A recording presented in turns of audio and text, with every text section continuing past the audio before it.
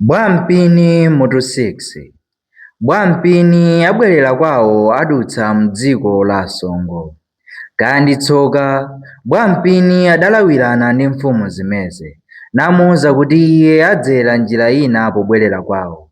Adatenga ngalawa zisanu, mulimonse munali anthu 10.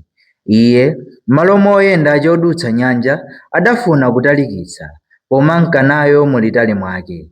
Zakudya anali nazo zambiri, madzi anali nawonso ambiri, vinyo wotsekemera ndi wowawa adali nayenso. Sadasowe kanthu. Masewero a mitundumitundu adali nawonso. Anthu apangalawa onse adali ndi msangala. Ankakamba zakugangire, nzeru zotamandika za Bwampini. Chifundonso chidawafikira, nayamba kukamba zakwawo, ana ndi akazi awo, ndi onse achinasi. Nkhani sizinawasowe.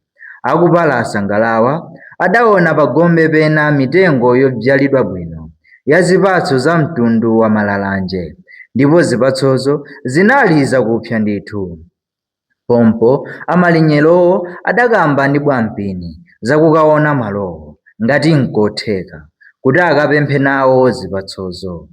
Bwampiniyo sadawakanize, adakocheza ngalawa pagombe, natuluka. Poyang'anitsitsa adaona kuti dzikolo linali ngati lopanda mwini. Osusukawo adathamangira ku mitengoko kukathyola zipatso. Ena adatsalira m'ngalawa, enanso adali pa njira ya ku zipatso. Pasanapite nthawi adamva kulira uku ndi uku.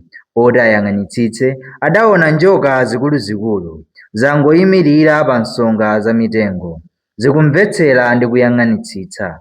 Njoka zina zinali kuthamangitsa ena, zina zinali kugogoda enanso. "Taonani!" adafuwula ena onse amene adatsalira m'ngalawa. Pamenepo padali liwiro, zina zikuluma, zina zikuphedwa.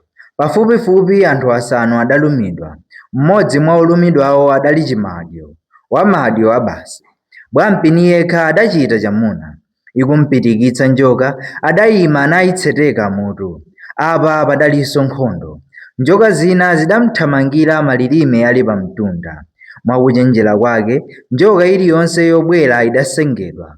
Anthu oonera adangoona manja a Bwampini akuzungulira ngati mkombero, kupha zilombo. Adapha 10 zokha. Njoka zina poona zinzawo zili lambalamba, zidathawira ku mphako zawo m'mitengo. Mwansangansanga Bwampini adathamangira ku ngalawa, ali olefuka. Ulendo udayambikanso.